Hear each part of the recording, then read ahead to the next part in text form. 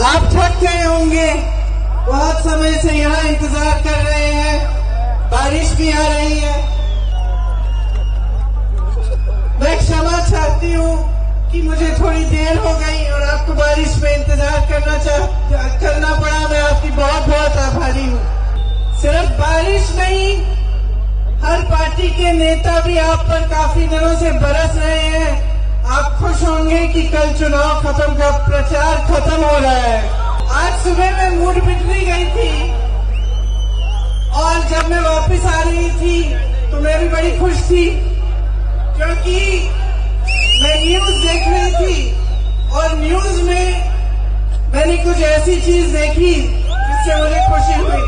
दरअसल बहुत समय से, जब से ये कैंपेन शुरू हुई है, हम कांग्रेस के जितने भी नेता हैं, हम बीजेपी की नेताओं को और खास तौर से प्रधानमंत्री मोदी जी को कह रहे हैं कि मुद्दे पे आओ, मुद्दे पे आओ, मुद्दे पे आओ।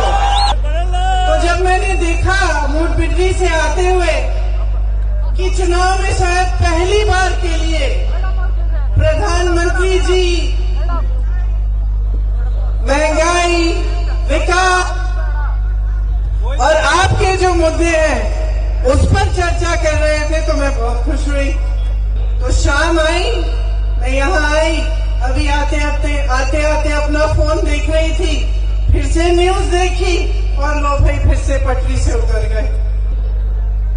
फिर से विकास की बात छोड़ दी, महंगाई की बात छोड़ दी, रोजगार की बात छोड़ दी और पता नहीं क्या इंटरनेशनल कंस्पिरेसीज की बातें करने लग गए और कोई दूसरे देश विदेश की बातें करने लग गए।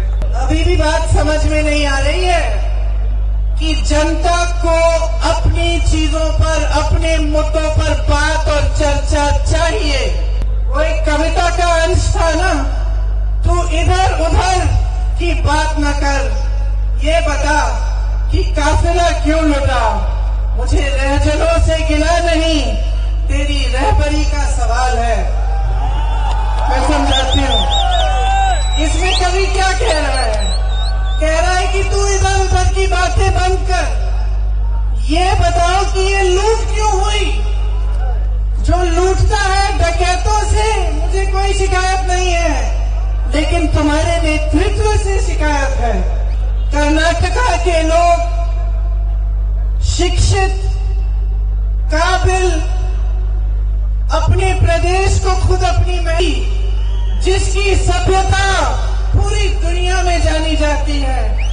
बहनों और भाइयों, क्या आपका हक नहीं है, क्या आपका अधिकार नहीं है कि चुनाव के समय, जबकि हर नेता को आपको जवाब देना चाहिए कि आपके लिए इन्होंने किया क्या है, और आपको ये बताना चाहिए कि आपके भविष्य के लिए, आपके रोजगार के लिए, आपकी समस्याओं को सुलझाने के लिए वो क्या करने जा रहे हैं। क्या ये आपका अधिकार नहीं है? ये चुनाव है, इसमें आप अगले 5 सालों के लिए अपने भविष्य को तय करने जा रहे हैं। कोई मजाक नहीं है कि कोई नेता आपका मजाक उड़ाए और इधर उधर के मुद्दों पर आकर आपसे चर्चा करे, जिससे आपके जीवन का कोई मतलब नहीं है। बड़े समय से सरकार अलग अलग चीजों के लिए पहचानी जाती है। जैसे इंदिरा गांधी जी की जो सरकार थी, वो पहचानी गई हरित क्रांति के लिए, वो पहचानी गई उनके कार्यों के लिए, जमीन के पट्टे गरीबों को देने के लिए। उसके बाद राजीव गांधी जी की सरकार इसलिए जानी गई क्योंकि आधुनिक दौर में पूरे देश को ले गए। उसके बाद नरसिम्हा जी, मनमोहन सिंह जी की सरकारें आई, वो पहचानी गई क्योंकि उन्होंने लिबरलाइजेशन का काम किया, भारत को और आगे बढ़ाया। और जो अलग अलग सरकारें, अलग अलग पार्टियां की आई, वो भी अपनी तरह से जो काम उन्होंने किया उसके लिए पहचानी गई। लेकिन जो 3.5 सालों से यहाँ कर्नाटका में बीजेपी की सरकार है, शर्म की बात है, कुछ की एक ही पहचान है, 40% सरकारा। और इस 40% सरकारा ने कर्नाटका से 1,500 करोड़ 1.5 लाख करोड़ रुपए चोरी किए। बेंगलुरु जैसा शहर देखिए, यहाँ का इंफ्रास्ट्रक्चर किस हालत में है। सड़कों में जो गड्ढे हैं उनमें गिरकर 30 से अधिक लोग मर गए। आईटी सेक्टर को 225 करोड़ रुपए का घाटा हुआ है इस समय में। कांग्रेस के शासनकाल में बेंगलुरु इनोवेशन में नंबर 1 होता था, स्टार्टअप कैपिटल के नाम से जाना जाता था।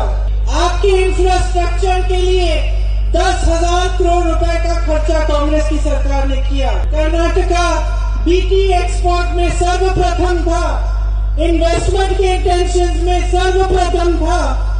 आज स्टार्टअप कैपिटल का भी दर्जा छिन गया, निवेश खोया बेंगलुरु ने, कर्नाटका ने।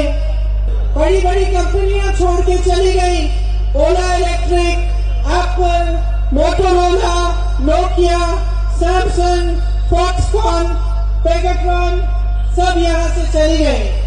उनको काम करने में मुश्किल हो रही थी, काम करने में असुविधा हो रही थी, और इसके साथ साथ जो रोजगार वो दिलवाती थी वो भी चले गए, खो गए। भ्रष्टाचार का जो नतीजा होता है वो डायरेक्ट पब्लिक का नुकसान होता है। जब सरकार लूट और लालच में व्यस्त रहती है तो काम कम होता है, काम पे ध्यान कम होता है। आपने खुद देखा होगा कि न मंत्रिमंडल का विस्तार हुआ, बार बार सीएम बदले गए, नेता आपस में लड़ाइयां कर रहे हैं और निर्णय लेने में सक्षम नहीं है।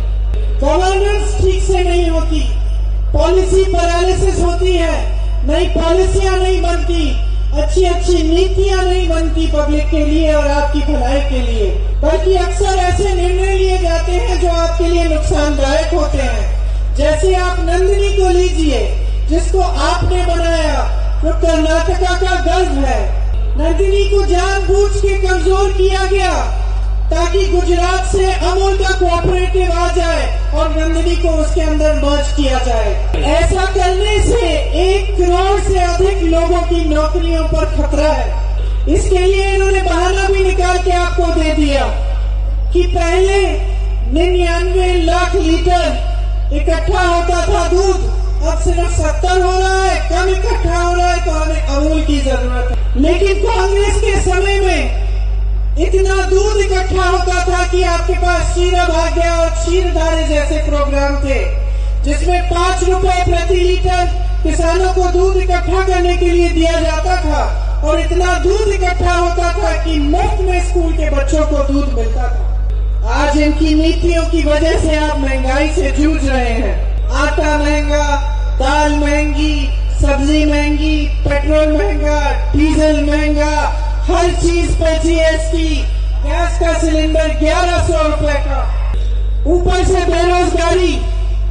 2.5 लाख सरकारी पद खाली पड़े हैं लेकिन आपको नहीं दिए गए। जॉब्स बनाने का कोई प्रयास ही नहीं किया, लेकिन पोस्ट का रेट तो फिक्स जरूर किया है। किसी के लिए 50 लाख, किसी के लिए 30 लाख, किसी के लिए 70 लाख। तो फिर आपको ये नहीं लगता होगा कि आप शिक्षित क्यों हो रहे हैं? आप इतनी मेहनत से अपने माँ बाप की कमाई से शिक्षा हासिल करते हैं, क्या इसीलिए कि जब पोस्ट लेने का समय हो या नौकरी मिलने का समय हो तो किसी को घूस देनी पड़ेगी? कुछ दिनों पहले मेरा हेलीकॉप्टर एक गांव के पास उतरा और 2 लड़के खेती में खड़े थे, तो पास आए। मैंने सोचा किसान होंगे, मैंने पूछा क्या करते हो? एक ने मुझे कहा हमने बीएससी की है, दूसरे ने कहा बीटेक की है। तो मैंने कहा उम्र क्या है तुम्हारी? यही कोई 25-26 साल। तो मैंने कहा नौकरी है? नौकरी नहीं है, हमारे माँ बाप ने मेहनत करके हमें शिक्षित किया, हम खेती कर रहे हैं क्योंकि हमें नौकरी नहीं मिल पा रही है। और आपको हर स्तर पर लूटने के बाद बीजेपी के नेताओं की ये हिम्मत कैसे बन रही है कि आपके सामने आए और आपके मुद्दों पर ही बात न करें। यहाँ आकर कहते हैं कि आपको आतंकवाद से सुरक्षा की जरूरत है। आपको आतंकवाद से सुरक्षा की जरूरत है कर्नाटका में, या महंगाई के आतंक से बचाना है, या बेरोजगारी के आतंक से बचाना है? देखिए, मेरी समझ में समय आ गया है कि आप मन बना लें। आपको कैसी सरकार चाहिए? आप जागरूक बनेंगे कि नहीं बनेंगे? चुनाव के बाद चुनाव के बाद चुनाव आप अपने जज्बाती मामलों पर, अपने इमोशंस पर, धर्म के नाम पर अपना वोट देंगे? देखो, हम भारतीय हैं, हम सबके दिलों में धर्म से बड़ा शायद कुछ नहीं है। हमारे जज्बात धर्म से जुड़े ही हैं, सदियों से जुड़े रहे हैं और आगे भविष्य में भी जुड़े रहेंगे। हमारे यहाँ जो बड़ी बड़ी राजनीतिक संघर्ष हुए, जो सत्याग्रह हुआ, जो गांधी जी ने किया, वो भी एक तरह से धर्म पर ही आधारित था। और हमारा देश इस पूरी दुनिया में एक ऐसा अनोखा देश होगा जिसमें दुनिया के सारे धर्म के लोग रहते हैं। लेकिन इसका मतलब ये नहीं है कि धर्म के नाम पर हमारा शोषण किया जाए और धर्म के नाम पर हमें गुमराह किया जाए। इसका मतलब ये नहीं है कि जब चुनाव आए तो हमारा ध्यान अपने ही जज्बातों की तरफ हमेशा उस तरफ डाला जाए, ताकि हमारी जो जरूरतें हैं, जिस तरह से हमें महंगाई से लड़ना है, जिस तरह से हमें अपने नौजवानों का भविष्य बनाना है, जिस तरह से हमें अपने देश, अपने प्रदेश, अपने क्षेत्र को आगे बढ़ाना है, उसकी बातें न हो। धर्म कहता है कि सत्य को ढूंढो, धर्म कहता है कि सत्य को ढूंढो। इसका मतलब है कि खास तौर से जब आपकी भविष्य की बात है तो सत्य को पहचानना सीखो। और इसका मतलब है कि अपने अनुभव से सीखो, अपने अनुभव से समझो कि कौन सत्य कह रहा है, कौन सी पार्टी क्या कह रही है। बीजेपी ने क्या किया 3.5 सालों में? क्या इन्होंने आपको लूटा है? क्या इनके शासन में आपकी जो समस्याएं हैं वो बड़ी है? महंगाई बड़ी है, बेरोजगारी बड़ी है? तो यही आपका अनुभव है, आपका सत्य आपके सामने है। आप दुकान जाती हैं, सत्य आपके सामने है। गैस का सिलेंडर नहीं खरीद पा रही है, दाल, रोटी, सब्जी सब कुछ सब आपके सामने है। मेरे भाई यहाँ शिक्षा के हासिल करके नौकरी नहीं है, सत्य आपके सामने है। इन सड़कों के गड्ढों पर सत्य है, जो कंपनियां छोड़ के चली गई वो भी एक सत्य है। और कांग्रेस के शासन में जितनी स्कीमें आपकी भलाई के लिए बनाई गई वो भी तो सत्य है।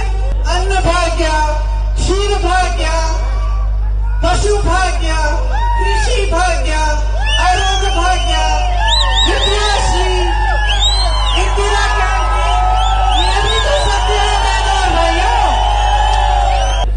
तो सबका धर्म यही बताता है कि देश आपका है, सत्य के आधार पर बना। इसका पूरा जो स्वतंत्रता संग्राम था उसका नाम ही सत्याग्रह था। सब आपके सामने है बहनों और भाइयों, इसको पहचानो। पहचानो कि किस तरह आपको गुमराह किया गया है, किस तरह आपको लूटा गया है, और बदल डालो अपना भविष्य। हम समझते हैं कि कितनी मुश्किलें आपकी बड़ी हैं, इसीलिए कांग्रेस ने इस चुनाव में तय किया कि हम कुछ गारंटीज आपके लिए आगे लाएंगे। गृह ज्योति 200 यूनिट बिजली आपको फ्री मिलेगी।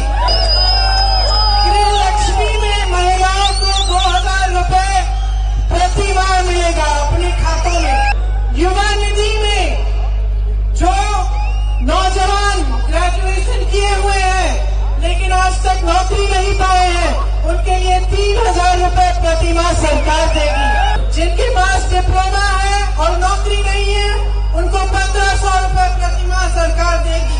अन्नभाग्य में 10 किलो चावल मिलेगी। और मेरी बहनें, आप जहां भी जाना चाहें बस पास आपके लिए फ्री होगा। जो 2.5 लाख सरकारी पद खाली पड़े हैं 3.5 सालों से, उनको 1 साल के अंदर अंदर भरने का पूरा प्रयास कांग्रेस करेगी।